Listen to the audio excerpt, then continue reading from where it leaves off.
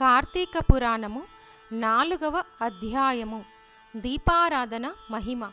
ఈ విధంగా వశిష్ఠుడు కార్తీక మాస వ్రతము యొక్క మహిమ వల్ల బ్రహ్మరాక్షస జన్మ నుండి కూడా విముక్తి పొందవచ్చని చెప్పుచుండగా, జనకుడు మహాతపస్వి తమరు తెలియచేయు ఇతిహాసములు వినిన కొలది తనివి తీరకున్నది. కార్తీక మాసములో ముఖ్యంగా ఏమి చేయవలయనో, ఎవరినుద్దేశించి పూజ చేయవలనో వివరింపుము అని కోరగా, వశిష్ఠుల వారు ఇలా చెప్పసాగిరి. జనక, కార్తీక మాసమందు సర్వ సత్కార్యములను చేయవచ్చును. దీపారాధన అందు అతి ముఖ్యము. దీని వలన మిక్కిలి ఫలము పొందవచ్చును. శివకేశవుల ప్రీతి అర్థం శివాలయంన కానీ విష్ణు ఆలయంనందు కానీ దీపారాధనము చేయవచ్చును. సూర్యాస్తమయమందు కానీ దీపముంచిన వారు సర్వ పాపములను పోగొట్టుకొని వైకుంఠ ప్రాప్తి పొందుదురు. కార్తీక మాసమందు హరిహరాదుల సన్నిధిలో ఆవు నేతితో కానీ, కొబ్బరి నూనెతో కానీ, అవిసె నూనెతో కానీ, విప్ప నూనెతో కానీ ఏదీ దొరకనప్పుడు ఆముదంతో కానీ దీపము వెలిగించి ఉంచవలెను. దీపారాధన ఏ నూనెతో చేసినను మిగులు పుణ్యాత్ములగాను భక్తిపరులగాను అగుటయే కాక అష్ట ఐశ్వర్యములు కలిగి శివ సన్నిధికేగుదురు. ఇందుకు ఒక కథ కలదు, వినుము. శత్రుజిత్ కథ.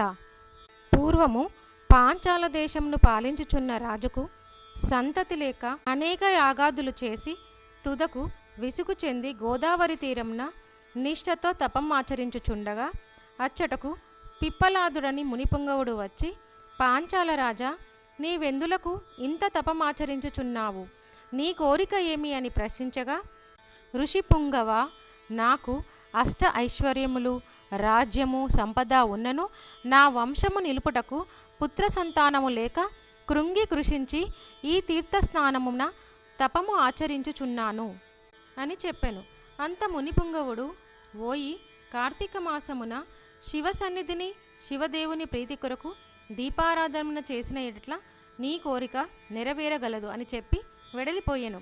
వెంటనే పాంచాలరాజు తన దేశమునకు వెళ్ళి పుత్రప్రాప్తికై అతి భక్తితో శివాలయమున కార్తీక మాసము 1 రోజులు దీపారాధన చేయించి దాన ధర్మాలతో నియమానుసరంగా వ్రతము చేసి ప్రసాదాలను ప్రజలకు పంచిపెట్టుచు విడవకుండా 1 రోజులు చేసెను. తత్పుణ్యకార్యముల వలన ఆ రాజు భార్య గర్భవతి అయి క్రమముగా 9 మాసములు నిండిన తర్వాత ఒక శుభముహూర్తమున ఒక కుమారునిని కనెను. రాజకుటుంబికులు మిగులు సంతోషించి తమ దేశమంతటను పుత్రోత్సవము చేయించి బ్రాహ్మణులకు దాన ధర్మములు చేసి ఆ బాలునికి శత్రుజిత్తు అని నామకరణము చేయించి అమిత గారభంతో పెంచుచుండిరి. కార్తీక మాస దీపారాధన వలన పుత్ర సంతానము కలిగినందువలన తమ దేశమంతటను ప్రతి సంవత్సరము కార్తీక మాస వ్రతములు దీపారాధనలు చేయమని రాజు శాసించెను. రాజకుమారుడు శత్రుజిత్తు దినదిన ప్రవర్తమానుడగుచు సకల శాస్త్రములు చదివి ధనుర్విద్య, కత్తి సాము మొదలగునవి నేర్చుకొనెను. కానీ యవ్వనము రాగానే దుష్టుల సహవాసము చేత, తల్లిదండ్రుల గారాభము చేత తన కంటికి ఇంపు అగు స్త్రీలను బలత్కరించుచు, ఎదిరించిన వారిని దండించుచు తమ కామవాంఛ తీర్చుకొనుచుండెను. తల్లిదండ్రులు కూడా తమకు లేక లేక కలిగిన కుమారుని అని చూసి చూడనట్లు, విని విననట్లు ఉండిరి. శత్రుజిత్తు ఆ రాజ్యంలో తన కార్యములకు అడ్డు చెప్పువారులను ఎవరూ లేనందున కత్తి పట్టుకొని ప్రజలను భయకంపితులను చేయుచుండెను. అలా తిరుగుచుండగా ఒకరోజు ఒక బ్రాహ్మణ ఆడపడుచును చూసెను. ఆమె ఒక ఉత్తమ బ్రాహ్మణుని భార్య, మిగులు రూపవతి. ఆమె అందచందనములను వర్ణించుట మన్మధునకైనను శక్యము కాదు. అట్టి స్త్రీ కంటపడగానే రాజకుమారుని మతి మందగించి కొయ్యబొమ్మ వలె నిశ్చేష్టుడై కామ వికారముతో ఆమెను సమీపించి తమ కామవాంఛ తెలియచేసెను. ఆమె కూడా అతని సౌందర్యానికి ముగ్ధురాలై కులము శీలము సిగ్గు విడిచి అతని చెయ్యి పట్టుకొని తన శయన మందిరానికి తీసుకొని పోయి భోగములను అనుభవించెను. ఇలా ఒకరికొకరు ప్రేమలో పరవశులై అర్ధరాత్రి వేళ ఒక అజ్ఞాత స్థలంలో కలుసుకొనుచు తమ కామవాంఛ తీర్చుకొనుచుండిరి. ఇలా కొంతకాలం జరిగెను. ఎటులనో ఈ విషయము ఆమె భర్తకు తెలిసి పసికెట్టి భార్యని రాజకుమారుని ఒకేసారిగా చంపవలసినని నిర్ణయించి ఒక ఖడ్గమును సంపాదించి సమయము కోసము నిరీక్షించుచుండెను. ఇలా ఉండగా కార్తీక శుద్ధ పౌర్ణమి రోజున ఆ ప్రేమికులు ఇరువురు శివాలయమున కలుసుకొనవలని నిర్ణయించుకొని ఎవరికి వారు రహస్య మార్గమున బయలుదేరిరి. ఈ సంగతి ఎటులో పసిగట్టిన బ్రాహ్మణుడు అంతకుముందు కత్తితో సహా బయలుదేరి గర్భగుడిలో దాగి ఉండెను.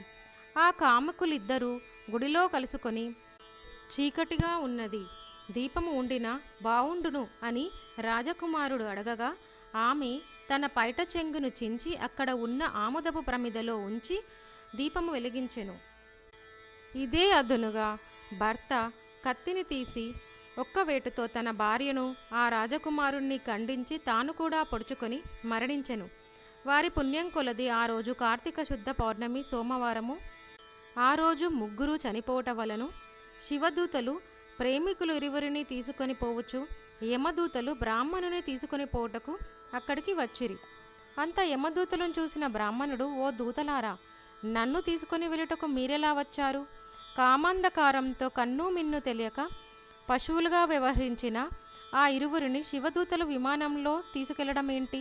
విచిత్రంగా ఉన్నదని ప్రశ్నించెను.